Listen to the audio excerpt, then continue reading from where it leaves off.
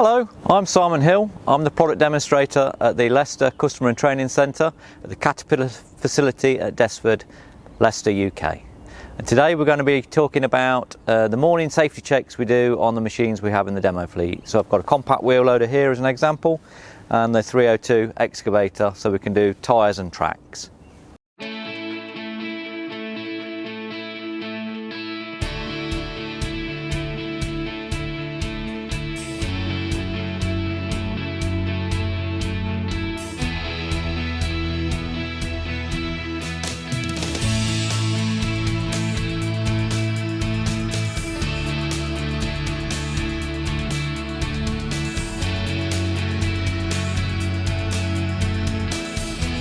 So on the compact wheel loader in the morning, I'll walk around to it. Fortunately today it's got nice dry ground conditions with gravel underneath. So quick visual inspection, if you see any damp spots under the machine, that could be oil residue or coolant that's dripped off the machine overnight. So that's a good indication that there's a problem there. I'm also looking around the tyres. I'm checking for any cuts in the tyres on the sidewalls. Visually checking for inflation. Now I check these weekly anyway. This machine, I run a little bit higher pressure in the fronts than I do the back, so hence why the tyre's got a little bit of squash to it.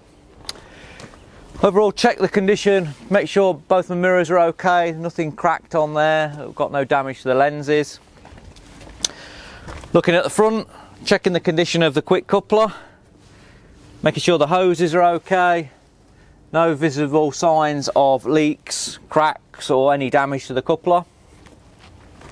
The bucket, this bucket's fitted with a cutting edge so I can quickly look along. If any of the bolts holding the cutting edge on come loose, you'll notice that the dirt's fell off and you get a clean spot around them.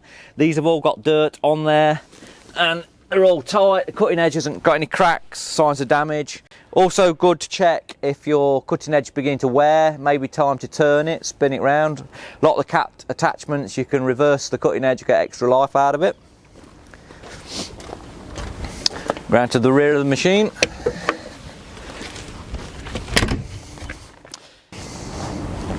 Now checking the engine bay of this machine.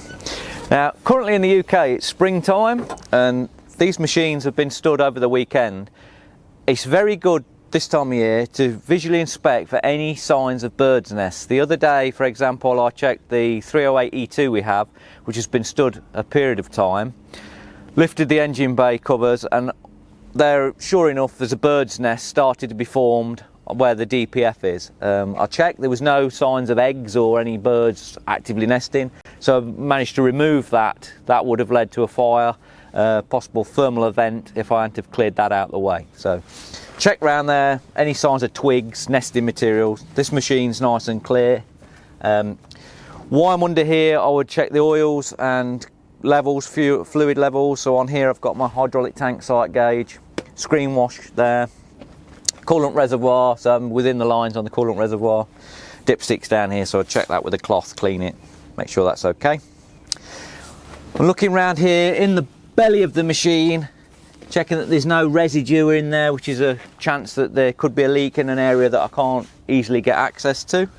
But around here, everything seems to be clean and in good condition. Hold any hoses you can get to, just give them a bit of a push. Make sure they're tight, everything's okay, everything seems fine there. This machine as well, you've got an access door here, so if I lift this handle, that is now pulled the radiators apart. This has got a hinged radiator cooling pack. If I go around the side here now, I can now visually inspect and I can check that the core's okay, there's no build-up of leaf material, debris that could lead to overheating, so that's nice and clear. Just push this handle back, that's okay.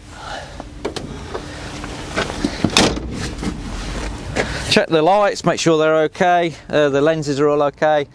Normally I would get in, if I'm doing any work in the evening, I would in the morning turn the ignition on, activate the lights, check that all the bulbs are working okay. In the cab of the machine, fortunately on the compact wheel loader, it's got two doors and everything's at ground level. So if it's wetter conditions and I'm getting a bit of build up of mud or dry mud's falling off my boots and begin to build up on the mat, I'll get a brush in here and sweep it out, clear it out. You want to keep your pedals clear. Don't want anything loose in here. If you can, put any of your personal items in the storage compartment here. You don't want anything falling down. Luckily on this machine, a nice large storage box, so I'll put my lunch bag in there.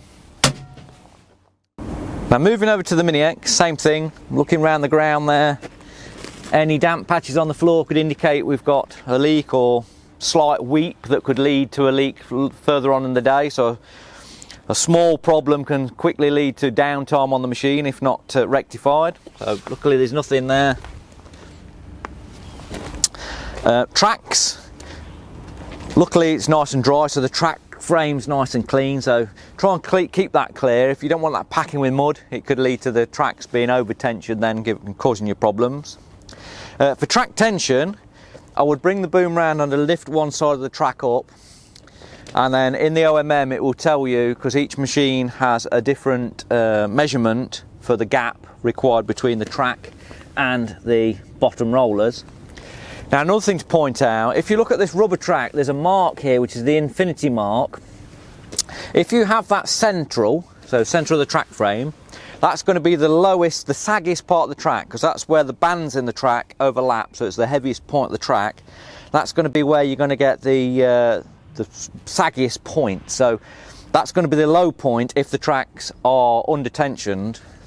The infinity mark is here. If the tracks require tension, get a spanner, remove this cover, and in here is a grease nipple, so I'll put the grease gun onto there, add grease, that will send the piston out on the idler, which will tension the track. Now it's imperative that you keep it to the correct tension.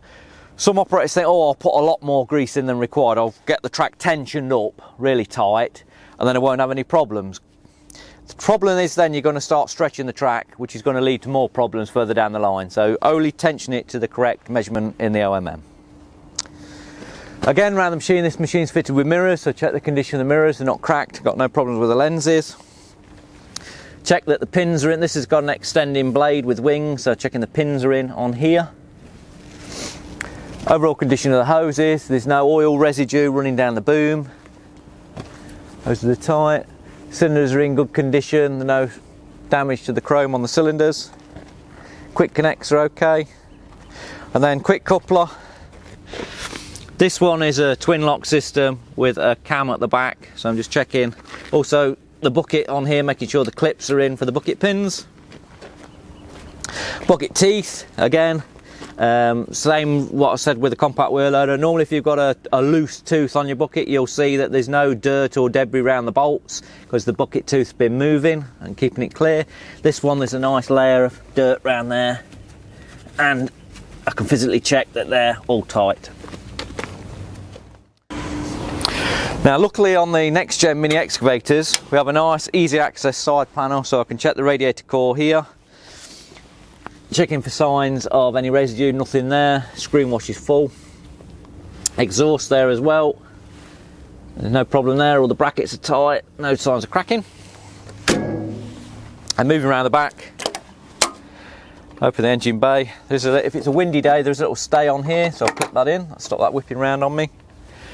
My hydraulic tank gauge is here, I can check my oil level, fuel water separator, and then again while I'm around here I'll check the oil level, engine oil level. Because it's nice and dry at the moment, we've got the air cleaner, engine air cleaner here. There's a little rubber bung on the top, so you give that a little pinch, get rid of any build up of debris that's in there.